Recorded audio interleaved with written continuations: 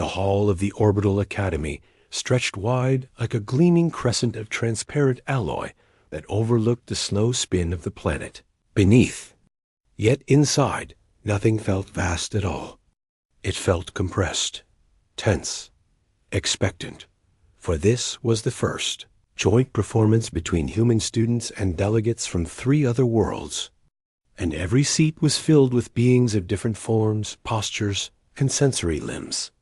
Many had come out of academic curiosity, but many more had come for one reason. They wanted to see if humans deserved the praise given to them by the exploration fleets that had wandered into distant star systems and returned with rumors of human creativity. Near the rear of the stage stood Lena. She had both hands clasped before her. She wore an ordinary performance uniform, navy with silver trim.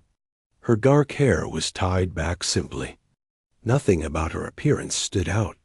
She looked like a quiet student who might be more comfortable behind a screen rather than on a stage. In fact, most of the foreign guests believed exactly that. The Sound Council of the Delta Clade sat in the center, box in front of the stage. They were tall and ringed with faint bioluminescent patterns. They conversed through harmonic pulses that shook the air gently. They were known for 2 things. Their mastery of sound is both communication and art, and their polite but unwavering skepticism of human musical talent. At the front right corner of the stage stood Galen, another human student chosen as a representative performer. He played a stringed instrument custom built for cross-species harmony.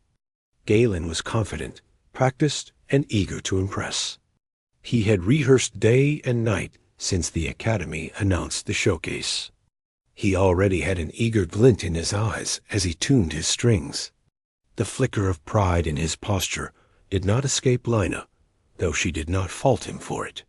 He had always been that way in rehearsal, sure of himself, yet never cruel. He simply assumed he would be the highlight of the night, which was natural. The program listed his name first. Lena's came last. A single line. No description. No instrument beside it. Only a note that her piece would be revealed during the performance. This omission triggered far more speculation than the planning council had expected. Some audience members whispered that humans were attempting some surprise tactic. Others murmured that the Academy was saving face in case Lina performed poorly. A few from distant systems simply doubted she would appear at all. As the lights dimmed to soft violet, the host stepped forward.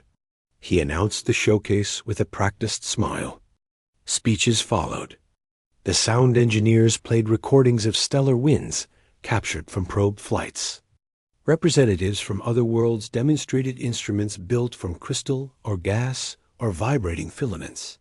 Each performance brought applause that rang or rustled or thudded, depending on the physiology of the listener. Then Galen stepped forward for the human segment.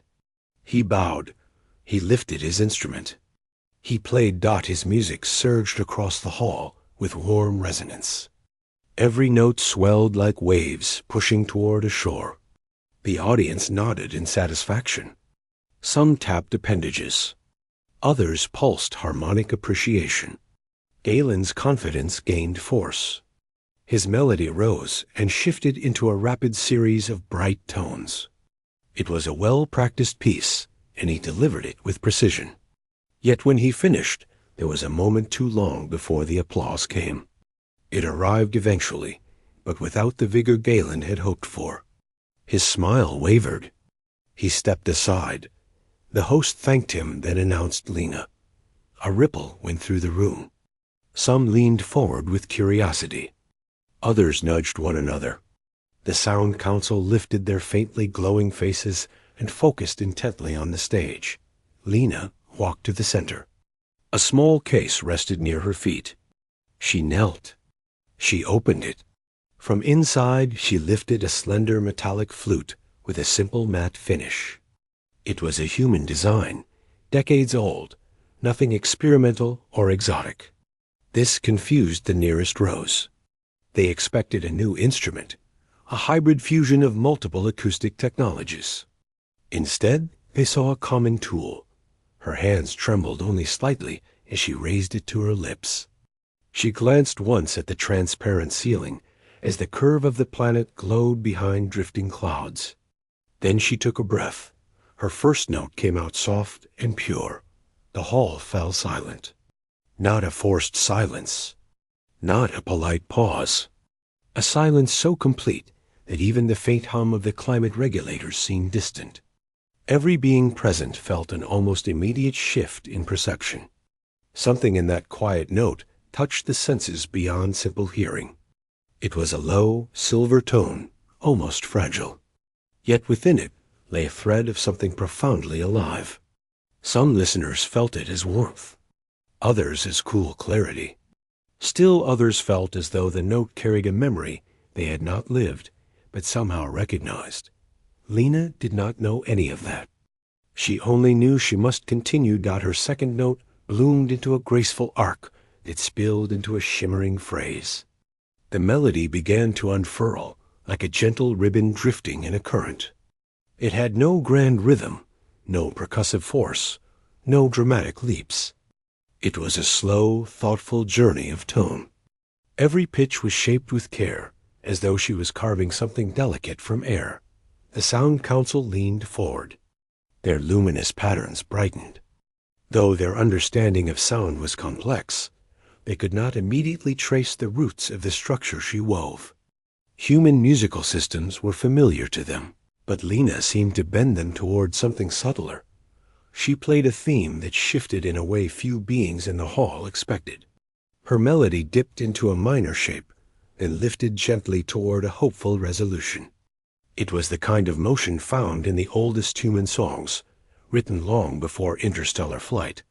She shaped each transition with a barely noticeable breath that made the melody feel like a living presence. Among the audience sat a delegation of crystalline listeners whose bodies resonated when struck by meaningful frequencies. Their entire row began to glow faintly.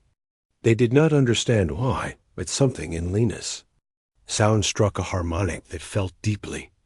Peaceful dot near the aisle sat 3 members of the Hespin collective who communicated through tactile vibrations along elongated limbs. They had never appreciated human compositions before this showcase. Yet as Lena played, they sensed an unusual precision. Her tones did not attempt to dominate the space. Instead, they welcomed the space to shape them. It made the vibrations carry a sincerity they rarely encountered. Lena still had no idea that she was affecting the hall so strongly. Her focus stayed upon a memory of her grandmother, who had once taught her this piece on a quiet hill under the night sky. She remembered the way her grandmother told her that music was not about impressing anyone or proving anything. It was about allowing others to feel the world through small, honest sounds. She remembered that moment as she shaped the next phrase. Her melody dipped low in a whispering turn. Then it rose, smooth and slow, until it reached a high tone that shimmered across the hall with so much quiet emotion that several listeners let out involuntary gasps. Even Galen, standing at the side with his instrument cradled in his hands, felt his breath catch. He had known Lina for 2 years. He had seen her practice alone. He had heard her tone, and he always thought she was good. But he had never felt anything like this. Not from her. Not from any musician he had ever met. Lina continued through the center section of the piece. Here the melody took on a humbler shape, dipping and rising in graceful arcs. She closed her eyes, not to hide from the audience, but because the music felt closer that way. The hall stayed silent. One being in the balcony stopped halfway to raising a recorder, unable to move. Another at the left side turned both of their sensory stalks forward, unable to process any surrounding stimuli. The sound council finally understood part of the structure. They had spent cycles studying how emotional resonance traveled through harmonic patterns. In Lena's playing, They detected an unusual balance between human expressive variability and a cohesive internal logic. It was not showy. It was not designed for grand effect.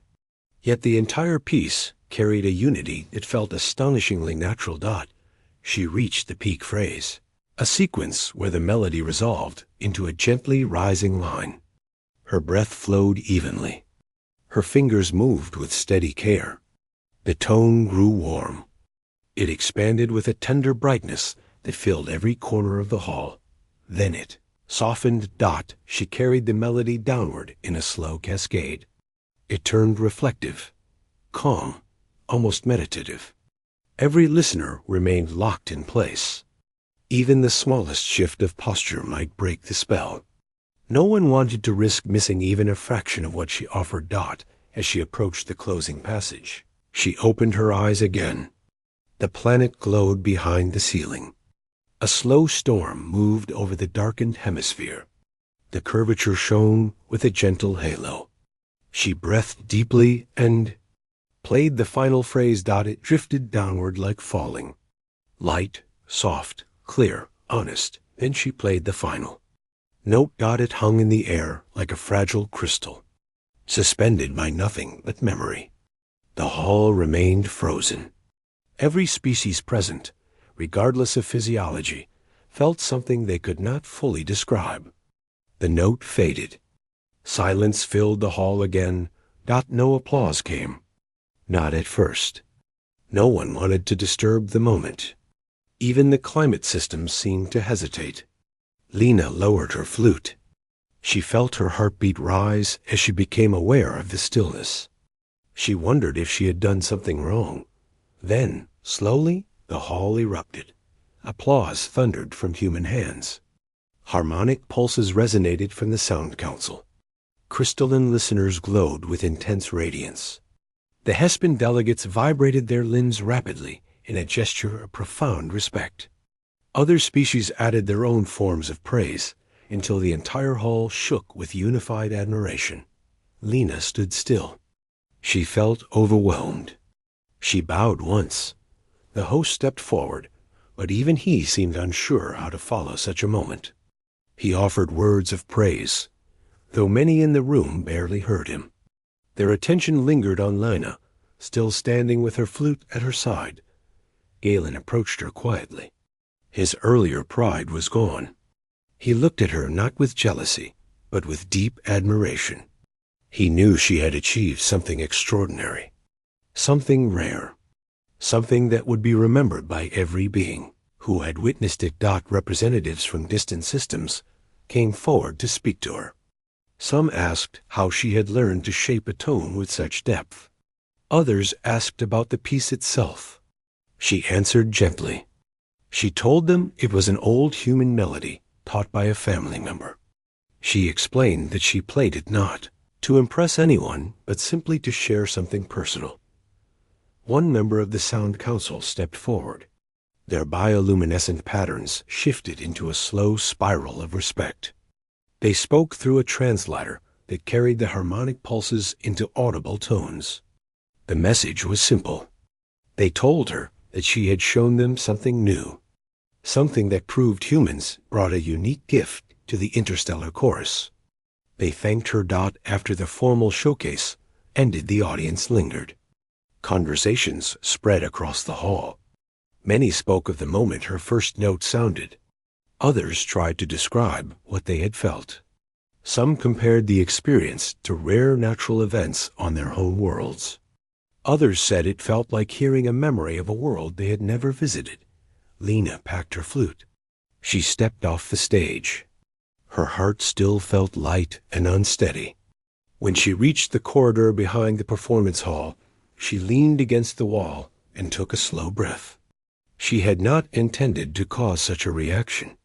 She had only wanted to play the piece the way her grandmother had taught her on that quiet hill. Galen joined her. He placed his instrument case beside him and said nothing at first. When he finally spoke, his voice carried quiet respect.